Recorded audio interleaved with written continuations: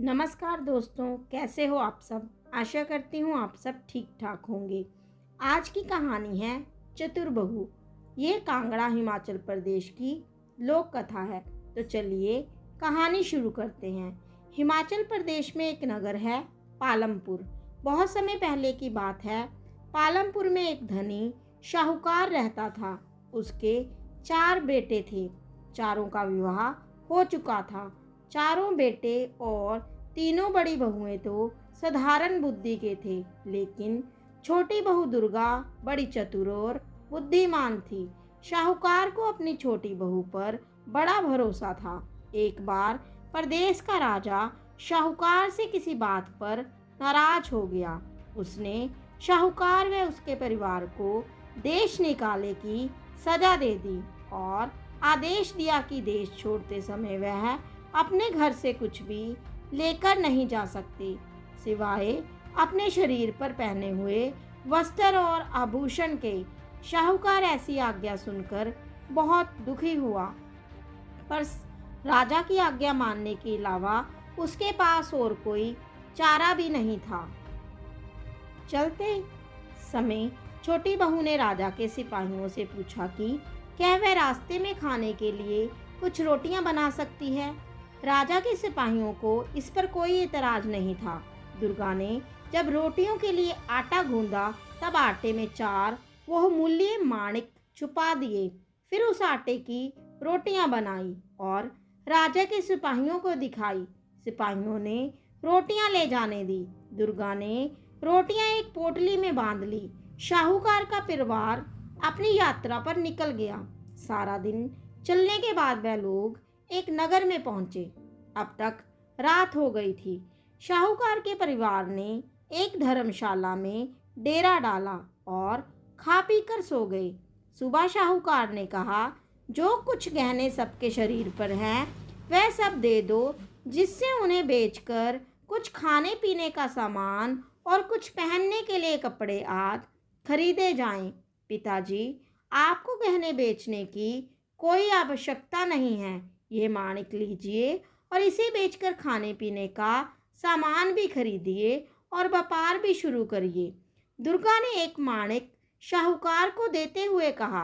शाहूकार ने माणिक ले लिया और बाजार की तरफ चल दिया। ये बहुत बहुमूल्य माणिक है, इसका मूल्य तो कोई बड़ा जोहरी ही दे सकेगा, उसने सोचा। वह माणिक लेकर सबसे बड़े जोहरी की दुकान पर पहुंचा और उसे माणिक दिखाया। माणिक देखते ही जोहरी की आंखों में चमक आ गई। ये माणिक किसी तरह इससे हासिल करना होगा, उसने सोचा। वह जोहरी असल में एक चोर था। उसने शाहूकार की खूब आयो भक्त की और बोला, यह माणिक बहुत बहुमूल्य है। इसके लिए मुझे घर से सोने की मोहरें मंगवानी होगी। और नौकर को घर भेज दिया मोहरें लाने के लिए। अब वह शाहूकार को दूसरे कमरे में ले गया। वहाँ एक कुर्सी रखी थी। कुर्सी कच्चे सूत से बुनी थी और उस पर एक पतली गद्दी रखी थी। कुर्सी के नीचे एक तहखाना था। अब जब तक नौकर आता है, इस कुर्सी पर बैठकर आराम कीजिए, मैं आपके लिए शरबत पानी भिजवाता हूँ, जोहरी शाहूकार से बोला। शाहूकार कुर्सी पर बैठ गया। उसके बोझ से कच्चे सूत के धागे टूट गए और वह तहखाने में गिर गया। जोहरी ने झटपट तहखाने के मुंह पर एक बड़ा पत्थर रख दिया और बाहर निकल आया। माणिक उसने अपनी तिजोरी में रख दिया। उधर धर्मशाला में बैठा शाहूकार का परिवार उसकी प्रतीक्षा कर रहा था। जब सुबह तक शाहूकार नहीं लौटा तो दुर्गा को चिंता हुई। उसने दूसरा माणिक निकालकर अपने पति को दिया और बोली, आप यह माणिक लेकर जाइए। यदि पिताजी से आपकी भेंट हो तो यह माणिक वापस ले आइएगा, वरना इस माणिक को बेचकर खाने पीने का सामान ले लीजिएगा। दुर्गा का पति माणिक लेके बाजार की तरफ चल दिया। वह भी उसी जोहरी की दुकान पर पहुंचा और उसके साथ भी जोहरी ने वही किया जो उसके पिता के साथ किया था। अब बाप बेटे दोनों तहखाने में कैद हो गए। जब दुर्गा का पति भी सुबह तक नहीं लौटा तो दुर्गा को बहुत चिंता हुई। अब मुझे खुद ही पता लगाना होगा कि इस नगर में मेरे ससुर और पति कहाँ खो गए। उसने अपने शरीर पर पहने हुए आभूषण लिए और बाजार की ओर चल दी। वहां पहुंचकर आभूषण बेचकर उसने खाने पीने का सामान और सबके पहनने के कपड़े खरीदे। अपने लिए उसने सिपाही की पोशाक खरीदी। धर्मशाला पहुंचकर उसने खाने पीने का सामान और कपड़े परिवार वालों को दिए और यह कहकर कि वह ससुर और पति की खोज में जा रही है, वहां से चल दी। उसने सिपाही का भेष बनाया और सीधे राज दरबार में पहुंची। उसने हाथ जोड़कर राजा से विनती की कि उसे अपने सिपाहियों में रख लें। राजा ने जब उस सुंदर युवक को देखा तो हर्ष सहित उसे सिपाही की नौकरी दे दी। उस महल के चारों ओर पहरा देने का काम मिला। कुछ दिनों से महल की पशुशाला में रोज रात को एक राक्षस आकर उत्पात मचाता था। वह रोज एक पशु को मारकर खा जाता था। उसके डर के मारे कोई सिपाही उधर पहरा देने के लिए राजी नहीं होता था। दुर्गा ने राजा से पशुशाला में पहरा देने की आज्ञा मांगी। पहले तो राजा ने इतनी कम उम्र के नौजवान को मौत के मुंह में धकेलने से मना कर दिया, लेकिन दुर्गा के बहुत कहने पे आज्ञा दे दी। जंगल के रास्ते पर एक बहुत बड़ा और घना पेड़ था। जब रात हुई तो दुर्गा उस पेड़ पर चढ़कर बैठ गई। उसने शुरू से अपने बाएं हाथ की उंगली में घाव कर लिया, जिससे कि घाव के दर्द से उसे नींद ना आए। फिर एक पेड़ पर बैठकर पहरा देने लगी। आधी रात के बाद उसे जंगल की तरफ से आहट सुनाई दी। उसने देखा कि जंगल से निकलकर एक बड़ा सा भैंसा सींग उठाए महल की चार दीवारी की तरफ दौड़ा चला आ रहा है। वह समझ गई कि यही राक्षस है। जैसे ही वह भैंसा पेड़ के नीचे आया, दुर्गा दोनों हाथों में तलवार लेके उसके ऊपर कूद गई और तलवार से उसकी गर्दन काट गिराई। मरते ही राक्षस अपनी असल रूप में आ गया। दूसरे दिन जब राजा को ये समाचार मिला तो वह दुर्गा से बहुत प्रसन्न हुआ।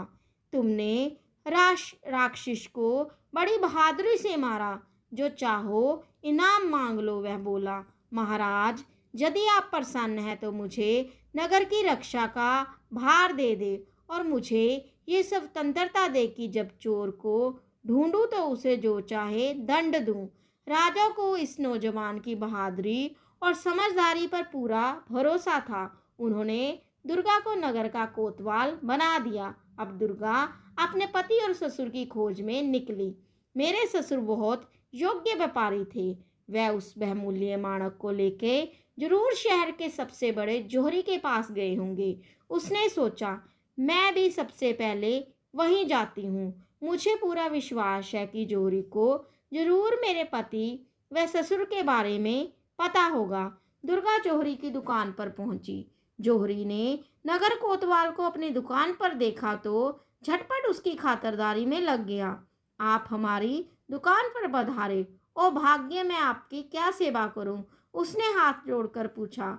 हमारी राजकुमारी का शीघ्र विवाह होने वाला है और महाराज अपनी बेटी के लिए एक बहुत सुंदर माणिक जड़ा घर बनवाना चाहते हैं। आप मुझे बढ़िया से बढ़िया माणिक दिखलाइए। दुर्गा, जो कोतवाल के भेष में थी, बोली। जोहरी ने उसे अनेक माणिक दिखाए, पर दुर्गा को कुछ भी पसंद ना आया। ये सब आप क्या दिखा रहे हैं? कोई ऐसा बहुमूल्य माणिक दिखाइए जो राजकुमारी के पद के अनुरूप हो। दुर्गा बोली। अब जोहरी ने तिजोरी खोली और उसके अंदर से वही माणिक निकाला जो उसने शाहूकार से धोखे से हासिल किया था। उस माणिक को देखते ही दुर्गा पहचान गई। ये वही माणिक है जो उसके ससुर लेके बाजार गए थे। सिपाहियों, पकड़ लो इसे। ये कोई जोहरी नहीं बल्कि एक बड़ा चोर है। दुर्गा ने आज्ञा दी। जल्दी बताओ, जिस शाहूकार ने तुम्हें ये मानिक दिया है उसे तुमने कहाँ रखा है? मैं किसी शाहूकार को नहीं जानता, यह मानिक मेरा है। जौहरी बोला, ठीक है, अगर तुम सच बोलते हो तो मैं तुम्हारा सिर अभी धड़ से अलग करता हूँ। मुझे महाराज ने पूरी छूट दी है, अपराधी को जो चाहो दंड दूं। इतना कहकर दुर्गा ने तलवार निकाल ली। अब जौहरी घबराया, लगता है कोतवाल को सब पता है, उसने सोचा। वह दुकान के बाहर भागने लगा। सिपाहियों ने उसे पकड़ लिया और रस्सी से बांध दिया। दुर्गा दुकान की तलाशी लेने लगी। दूसरे कमरे में उसे बड़ा सा पत्थर दिखाई दिया। उसने सिपाहियों से पत्थर को हटाने के लिए कहा। पत्थर हटाया गया। तहखाने में शाहूकार व उसका बेटा अधमरी हालत में पड़े थे। दुर्गा सबको लेकर दरबार में पहुंची और राजा को सब बताया। मेरे नगर का सबसे बड़ा जौहरी चोर है। राजा के क्रोध का ठिकाना नहीं था। उसने फौरन उसे कारागार में डलवा दिया। राजा अपने इस युवक कोतवाल की वीरता और बुद्धिमत्ता से बहुत प्रभावित हुआ। इस वीर युवक को तो मेरा दामाद होना चाहिए। उसने अपनी पुत्री के विवाह का प्रस्ताव दुर्गा के सामने रखा। महाराज, मैं ऐसा नहीं कर सकता, मुझे क्षमा करें। उसके बाद दुर्गा ने अपना सिपाही का वेश उतारा और अपने असली रूप में आ गई। फिर हाथ जोड़ के राजा के पैरों में गिरकर उसने बताया कि किस तरह उसने सिपाही का भेष अपने ससुर और पति का पता लगाने के लिए धारण किया था। राजा उसकी बुद्धिमत्ता पर बहुत चकित हुआ। उसने ना केवल दुर्गा को क्षमा कर दिया, बल्कि उसके ससुर को भी नगर में व्यापार करने की स्वतंत्रता दे दी। तो दोस्तों, ये थी चतुर्बहू की कहानी।